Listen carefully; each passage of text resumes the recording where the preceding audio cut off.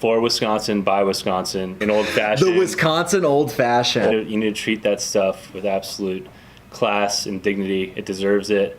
Summer shandies. all day long. All day. Oh, man. All right. Well, let's... That's good. The liquid culture.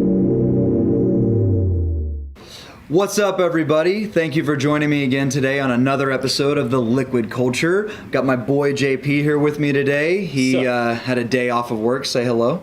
What's up? I'm JP Rent. I'm here to drink these beautiful beers. Awesome. So, actually, more than just filming an ep today, JP and I just had an incredible lunch at Petra and the Beast. Did. Some really interesting stuff. Misty Norris, if you follow James Beard or Food and Wine or Bon Appetit or any other publication that relates to food, you've probably heard of Misty Norris before, and this was both of our first times eating there. Yeah, she wasn't there today because she was winning one of the best new chefs of the year for Food and Wine. So she was, I think she was out cooking out there somewhere last night. So those are real facts. Real facts. Still, even without her, absolutely amazing. Food was great. So yeah. Did that, had a nice little frizzante Barbera with lunch, but today's all about beer for us today on Liquid Culture. So I brought JP in today because New Glarus is the brewery that we are talking about today. We're going to taste 3 of their beers. New Glarus, actually, I found out about New Glarus through JP, which is why he's here today. Where'd you hear about New Glarus? Well, my family hails from Wisconsin. Hails. As you can see on most of these labels here, this is for Wisconsin, by Wisconsin. It doesn't ever get out of Wisconsin except here today on Liquid Culture. It's here in Texas. It's here. Legally. We brought it here legally. Maybe. I don't know. There might be some rules. Whatever the airline is, for sure. We got it here legally. So I've actually had 2 of the beers that we're going to drink today. I brought back from Wisconsin from JP's bachelor party. So I've had them for about a year now. It'll be the second 2 that we drink. But JP was gracious enough to provide us with the Spotted Cow can version here, which he packed an entire Yeti just for the one can. But hey, it kept it cold. Yeah, you need to treat that stuff with absolute class and dignity. It deserves it. So if you're looking for a diet, don't go to Milwaukee. But if you're looking for fun, you're looking for great beers, this is where you go. Absolutely, absolutely. The first time I had New Glarus beers was actually when we went to the Great American Beer Fest. Oh, yeah. You had been telling me about it for years. We went and stood. Well, we didn't stand. There was a very long line for the New Glarus table at the Great American Beer Fest. Short line next door. Next door, which if you stand in the short line next to it and then kind of meander over. What's this? Weird. What do you got here? What is this all about? Then you might get to try some New Glarus beers without having to stand in a ridiculously long line. So. The longest line that we saw there, most easily. But I think that New Glarus is really kind of known worldwide by craft beer drinkers as one of the greatest producers of craft beer in the country, which is why I was very excited to bring them back. And honestly, when I brought them back, I didn't even have this whole thing planned.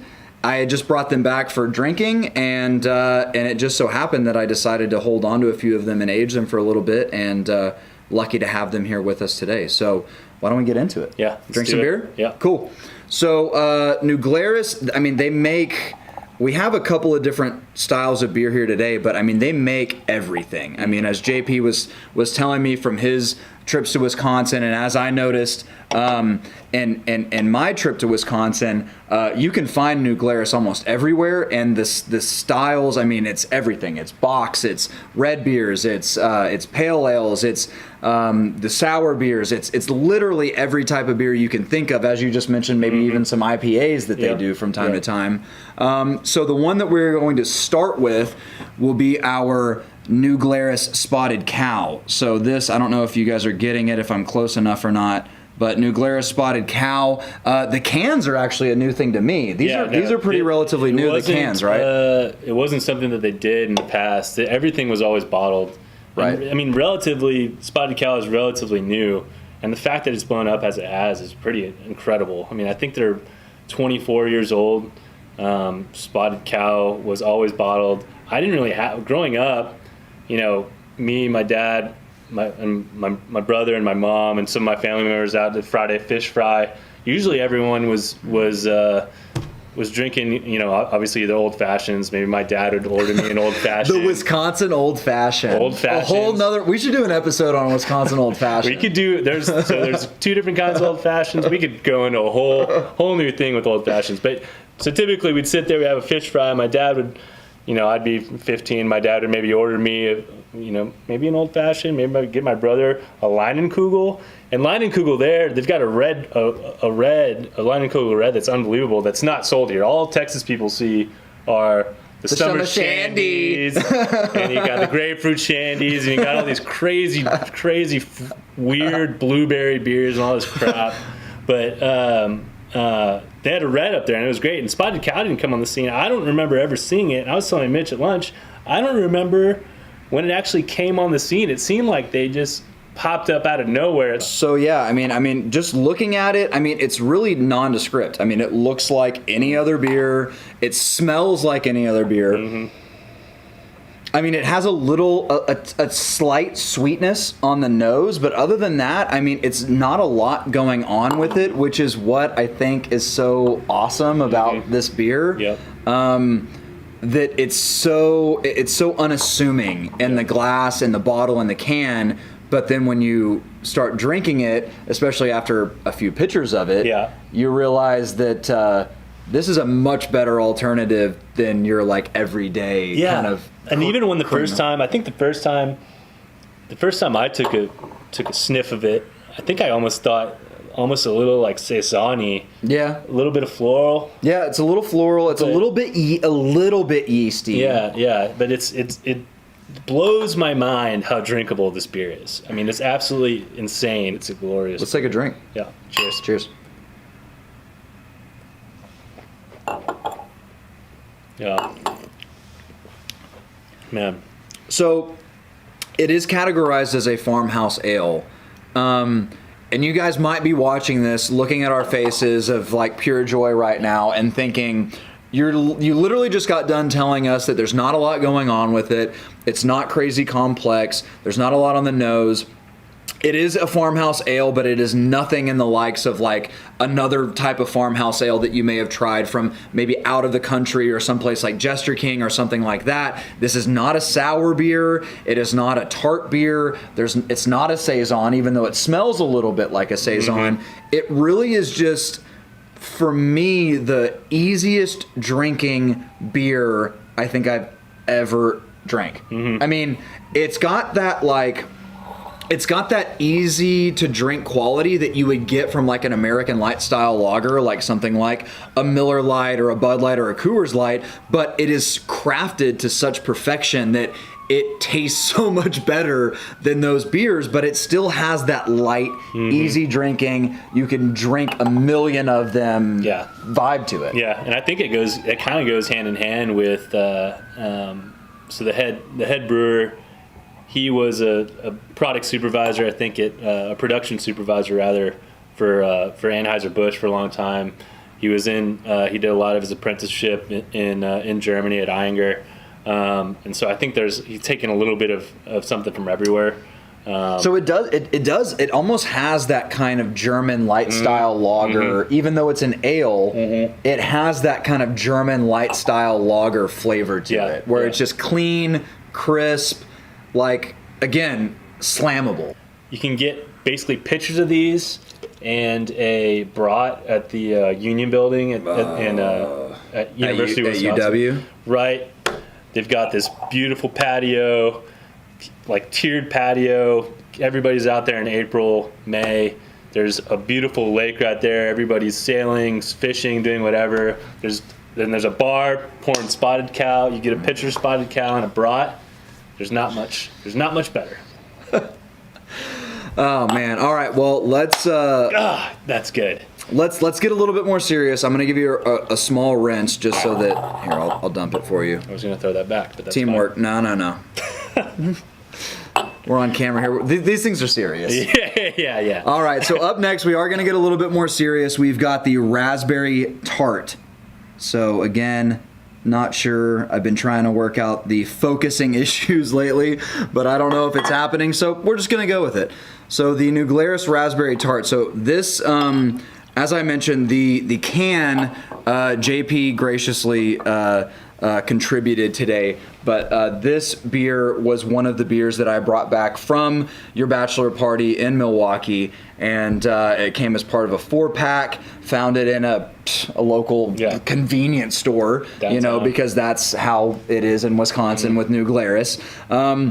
This is a beer that, again, we get a little bit more serious with it. Raspberry tart. This is a limited brew. It says it right on the label that this is a beer that they made, that they don't make any promises of ever making again. I don't know. Had you seen it before or after we were there? I don't think so. I haven't been back, but I don't think. I think this is one of those things where if they can make it, they will. If they've got the stock of raspberries, they'll do it. I think serendipity is one that you'll see more often. Yeah. But yeah, this is one that you'll probably, hopefully see it more often than not. But they make a ton. They make a ton of beers, and they kind of do whatever they want, because instead of distributing and making as much as I would love for them to make all of the Spotted Cow and send it everywhere and send it to us. Yeah. They'd rather not deal with the distribution, not deal with having to brew a bunch of Spotted Cow and maybe screw it up and send it to Texas and it not be as good. And they take that money and they invest it back and do beers like the Raspberry Tart and make sure that they can do the Serendipities and do all the other beers that they do and keep it creative and keep it fun. Right. So the fruit, the raspberries come from Oregon. It's a spontaneous fermentation in oak. The color of it, if you look at it, you see some like raspberry tart, sour fruit beers, and they're like bright red kind of color. This one just kind of has almost like a brown ale kind of color to it. Definitely oaked. Oh yeah, when you dive into it, it almost has more of almost like a port kind of nose, where it's very sweet smelling. It's very it's not even raspberries to me. It's more like plums and it's definitely darker. Like dried fruits for sure. You know what I'm saying? It smells like to me. This smells like a plum kolache from the Czech Stop. Oh. Which and Catherine makes fun of me. Yeah. Plum. And prune. I'm sorry. Yeah, prune. I was going to say, I don't know if you're trying to tell people that you eat the plum. I know it's the prune. It's the prune. Everybody knows it's the prune. The prune, that's my guy. Gotta keep regular. You gotta stay regular. But the prune kolache, that's my jam in West when we're driving down to Waco or to Austin, and this smells a lot like the prune kolache to me. I can only imagine that it smells like what you eat. I don't eat that. But yeah, that's what I'm getting on the nose. Let's go in.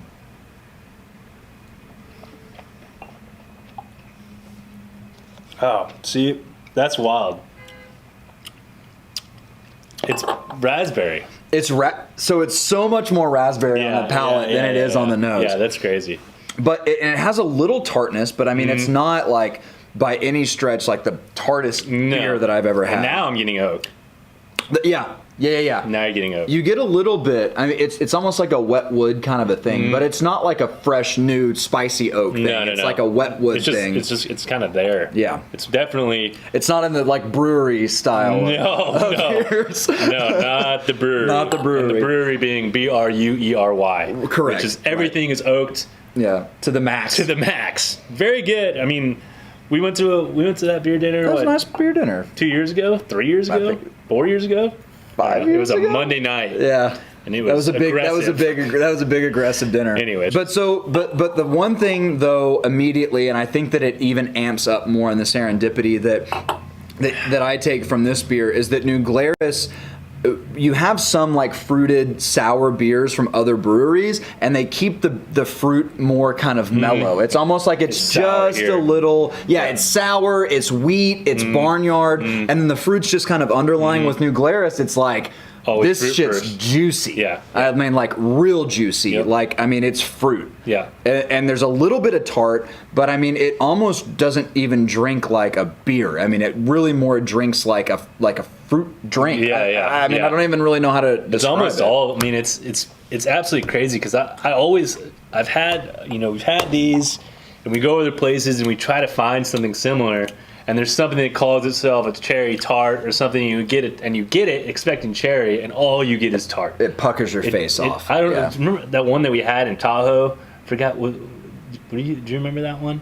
It was like a super, it was like a $30 bottle of like some cherry tart. Oh, that Clay bought. Yeah. Naturally. Yeah, Clay typical Jones. Clay.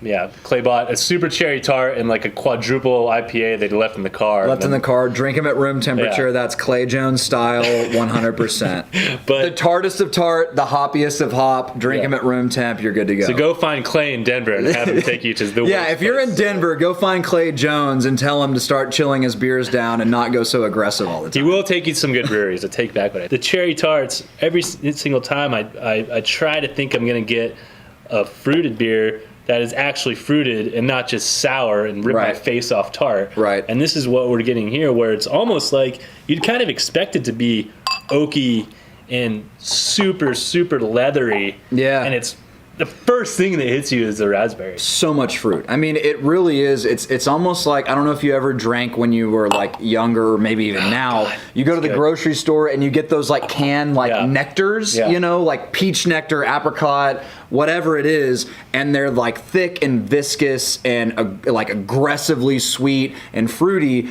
This is not that, but it makes me think of that because there's so much fruit and there is so much of that sweetness that comes through. I think on the to not blow too much smoke up their ass, I think that this is a beer that I could maybe only drink one or two of because it does have that cloying sweetness to it. But I mean, in terms of just the overall power that the fruit brings, I mean, it's very impressive. Yeah, and it does definitely.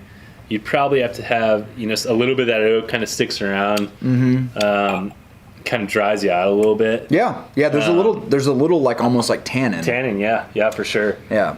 But yeah, overall, still another wonderful beer by that. And the other thing too, just to give a caveat, there are some breweries out there who make fruited beers with like a fruit extract where it almost kind of tastes like a fake fruit. Mm-hmm. This does really taste like a real fruit, real exactly. raspberries. Yeah, exactly. And I think that's why they do such a good job, and why they should probably keep it in Wisconsin, because I don't want any of this to change ever. Right? We'll just make it like this unicorn thing. Well, there's no way in hell that you make this beer and you make it available for the entire country in a large enough quantity. You'd have to have a raspberry farm the size of Wisconsin to make it as good as this. Sure. So I'm glad, I'm still glad. I'm as mad as I am that I can't get it. This is a treat. Mm.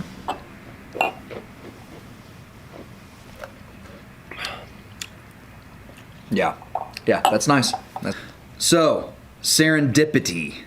So this is another fruit sour.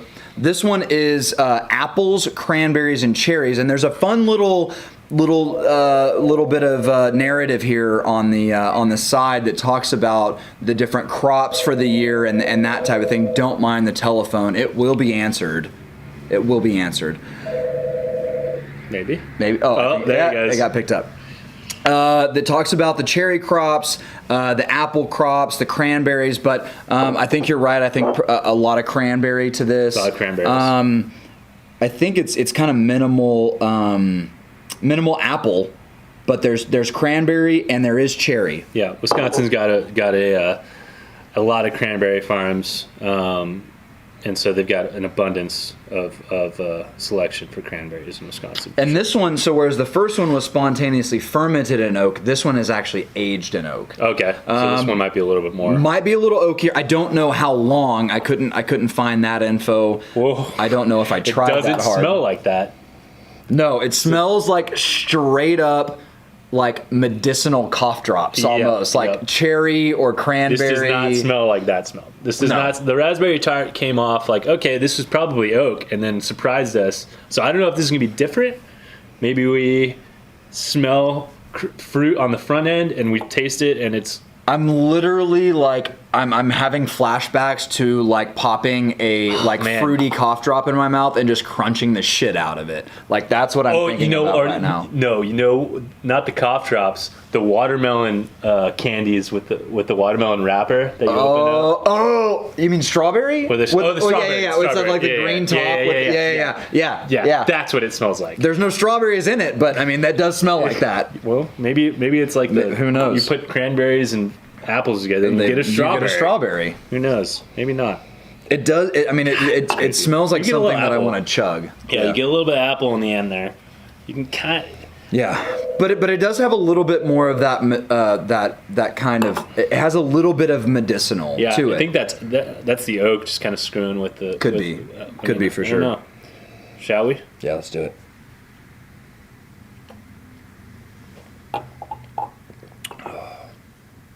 Oh, see, that's not as strong, right? No, it's opposite. It's more mellow. More mellow, more tart. Yeah. But I think more well balanced because of that. Cranberry. Yeah. Now you kind of get that cranberry on the back. That's crazy. It's really funny how you get so much oak on the front of this, and then it's all raspberry. Mm-hmm. This you get fruit, and you get a little bit less. But I think it's also the cranberries themselves. Sure. Well, they're less of a ripe fruit, right, than a raspberry. Mm-hmm. You have more acid with the cranberry than you have like ultra sweetness. Yep. And I think that probably that plus the aging in the oak has mellowed this beer down to where I think that this one is definitely more balanced than the raspberry tart. Yeah. Not that the raspberry tart was bad, but I think that I could probably by myself drink this whole bottle and be totally chill with it because of how well balanced it is. Yeah. Whereas I could maybe only drink one smaller bottle of the raspberry tart. Yeah, it's obvious that that's only raspberry, and this has a little bit more going on in it. If I were to pick like a winner of the day, it would have to be Serendipity because of the overall balance. Yeah. But in terms of like you were saying, I almost kind of wish if it didn't screw anything up with the rest of their beers, if they could start distributing New Glarus to Texas, I would constantly have it in the house. I mean, put that spotted cow in a 30 rack and I'm taking it to the pool. God, all day long. All day. Jinx. But yeah, spotted cow. As far as I'm trying to think of an analogy here. I don't know if I can, but this is definitely of these three the most complex. Yes, and well balanced. Well balanced for sure. The raspberry tart is one that you definitely need to try. It's power. I mean, it's a lot. I mean, in terms of a beer, it's got a lot of power. Yeah, and that's why they sell it in 4-packs. This is not a beer that you're going to sit down and drink a 6-pack of. Right. And that's why they sell Spotted Cow in 12-packs, because you could sit down and drink 12 of those in a sitting if you wanted to. But, yeah, I think you're going to have to go with, they've all got kind of their own, I don't even know if you can rank them more than you can just say, the everyday drinker, the very special, maybe a Friday night before dinner or after dinner, or even during dinner. During dinner, maybe. Yeah. Depends on what you're eating. Honestly, actually, I take that back. Maybe this is the one. Even here, you could serve this to your wife, to your girlfriend, and you wouldn't have any idea that it's a beer. Right? Beer. Or even like a dessert beer, almost. Yeah. This one is like, I could drink this, like pair it with like something like a duck with like a cherry sauce or something, like where you're getting that savory and sweet thing going on. Yeah. Something really rich. Like because this has that tart acidity, it can cut through that richness, but it has that fruit thing going on to where it would pair really nice with like a pork loin with like a fruit sauce or something like that. If you had enough of this, enough of it. Yeah, right. Enough of this. If you live in Wisconsin, which today actually you might be stuck in a bunch of snow. I was gaming with a guy earlier this week. I wouldn't normally get to do this, but gaming with a guy earlier this week. He's about to be in the middle of a snowstorm, and here we are. It's about 90 degrees in Texas, so he could go out, buy a good amount of this because he can, and maybe you make a sauce out of it. Maybe put it on some duck. I don't know if you're willing to do that. if you can do it, if you're able to do it, it probably wouldn't be bad as a reduction. It'd be pretty sweet, probably. It would be pretty interesting. It'd be interesting. It's something that I would screw with if I had the chance. I'm not going to do it here. We're going to drink this here today. Yeah. But in another life, maybe. Maybe. So, Dad, shout out to you. Go get a lake house in Wisconsin. Hey, Wisconsin folks. Thanks a lot. Appreciate it. Yeah. You guys put in the hard work so that us in Texas can smuggle some back and enjoy it here. So, well, that's New Glarus. As you guys can see, we still have some beer to drink, and the Masters is on. So I think we're going to hang out and drink the rest of this beer and watch a little golf. How about Let's do it, man. Thanks for being here with me today, brother. Appreciate it, man. All right, guys. Hey, thanks a lot for joining me on another episode of Liquid Culture. We'll catch you next time. Bye-bye.